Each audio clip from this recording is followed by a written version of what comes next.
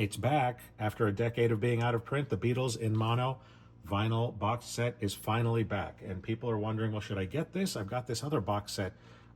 Maybe I should keep that. No, I'll tell you why this is the one that you want to get. First of all, you see in mono. If you're not sure what mono versus stereo is, you should go online, check out why mono is basically better, especially in the case of the Beatles.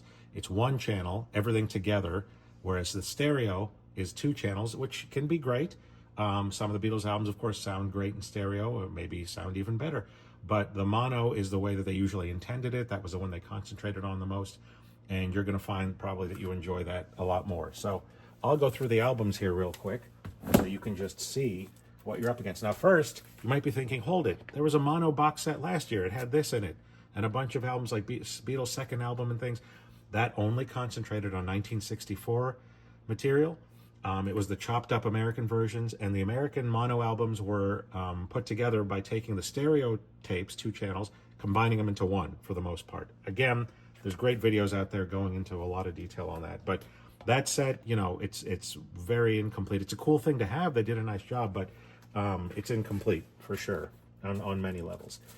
So what you want is this set because, for example, you get this album, their first album, and their second album, their first and second British albums. These sound great in mono. Stereo sounds terrible. All the instruments are stuck on one side, all the voices on the other side. And so when you listen on headphones, it sounds crazy because the way these were recorded, it's pretty much impossible to do much more with those. And I know technology now is changing that, but the original tapes, the original stereo tapes do not sound great. And again, you can go check out technical reasons for that if you're not familiar. The mono box here, this 2014 one that's being reissued, replicates this original label. Very cool to find a real one of these from 1963. Very pricey, probably going to be beat up or very much played, which is understandable. The rest of the Beatles Parlophone albums, basically everything before White Album, they were like this. Originally, this Parlophone label, they replicate that. So in both cases, mono is what you want. Now, their next album, Hard Day's Night. This was recorded, and this actually had a chance to sound great in stereo. It was recorded in 4 tracks, but I still think the mono sounds better. It's more cohesive, which is what I'll be saying for a lot of these. Beatles for Sale. If you ask Parlogram, he prefers the stereo mix. I think that they're both good. They both have their merits. In this case, I'm going to go with the mono because that's what comes with this box set. And again, it's a cohesive sound. Might be lacking a touch of bass, but you know, you have good turntables and stereo systems. Just crank it up. This album, Help, sounds pretty good in stereo, but it sounds great in mono, in my opinion. And if you get the CDs, in a lot of cases, the CDs of this are going to have a remix in stereo. So the mono is the way to go, and the only way to get it is in this set. The only way to get it, you know, in mint condition, well pressed. You can certainly go find an original 1965 mono British pressing, but again, it's probably not going to be in great shape. Rubber Soul, I would say the same. This is another one where the stereo mix is quite good, but I'm going to stick with the mono because it's more cohesive, and that's what comes with this set. The mono set that you saw a second ago with the white cover, there's a stereo set, which is still available, which is a black cover. You don't want that because it's digitally sourced, does not sound great, and the jackets are like this. Here, I'll show you what the issue is with the album jackets, because when they put that set together, they decided that they were just going to have the jackets be standard, you know, cardboard, like any album jacket is, like this one. Okay, see this? And see the back there? Yeah, it's just, you know, folded together. Fine, whatever.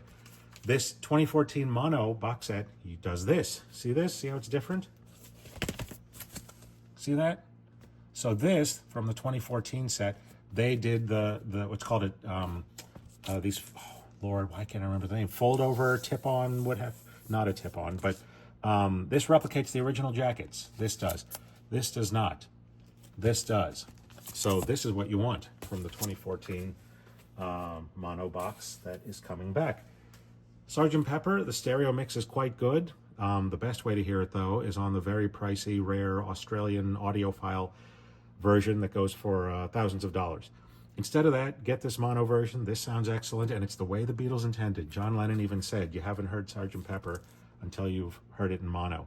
Now, certainly the stereo is a little bit more refined in spots like the transition out of Good Morning, that guitar chord and the chicken cluck, but, I like the charm of this one, and so that's what I'm going with. White Album they knew this was probably the last one that was going to go out in mono and stereo. They decided to make the mono stereo mixes different enough that people would want them both. They both sound good. Depending on the day of the week, I like one or the other, but this one in spots, especially like Savoy Truffle, this just sounds beefier, more direct. I like this one a little bit better. So I'm going to go with the mono. So everything I just showed you is in all the box sets that I mentioned before. There's the 2012 black box set in stereo. There's a Japanese red vinyl mono set. Most of what I think everything that I showed you is in that. There's the blue late 70s BMC13 UK set. There's the red mono set with 10. So everything I showed you pretty much is in there. But what many of those don't have is this. Now it's a complex web of how this came to be. But basically, several songs on the stereo versions, several songs are in fake stereo in the US and the UK. There's a German version that sounds amazing, but stereo, what's labeled as stereo, has some fake stereo in it. The mono versions really only came out in America of this album. Those were not well pressed. They don't sound great. So the only way to get this sounding good in mono is this pressing right here from the 2014 box set. That's really the only one. If you go online and look, the individual mono albums from 2014 that are out there, this is the one that goes for the most money, usually, at least last time I checked, because people know this is the only way to get this album in mono properly. It's not in a lot of those British box sets because it wasn't considered a real album. It's a double EP with 5 single tracks added on in there, so it wasn't included as a real album. The other thing that you get the great packaging, you get the fact that this is, well pressed and mint. The other thing you get in this that isn't in a lot of those sets is this. This collects together all the songs from singles that didn't make it onto albums, songs from EPs, the German language single, all that sort of thing. Plus, this is the icing on the cake here. Look at side 5. The 4 songs from Yellow Submarine soundtrack are on here in mono mixes that are only available here, nowhere else. By the way, if I sound like I'm shilling for this, I have no connection to Apple, the Beatles, any of their companies. I just am a huge fan. Calderstone, nothing. I just think that people need to know why this is such an important thing to get. These 4 songs, these mixes are amazing. They're very punchy. They sound great. The only place to get them is here, not on any of those other box sets. And a lot of those other box sets include the full Yellow Submarine album, but in stereo or a fold down from stereo. You don't want that. You want these mixes. So this Mono Masters is also very pricey when you get it separately. This is the thing to get. It's 3 discs that puts together all of the stray tracks that I was talking about. So with that said, you're still going to be missing a few things out of this box set.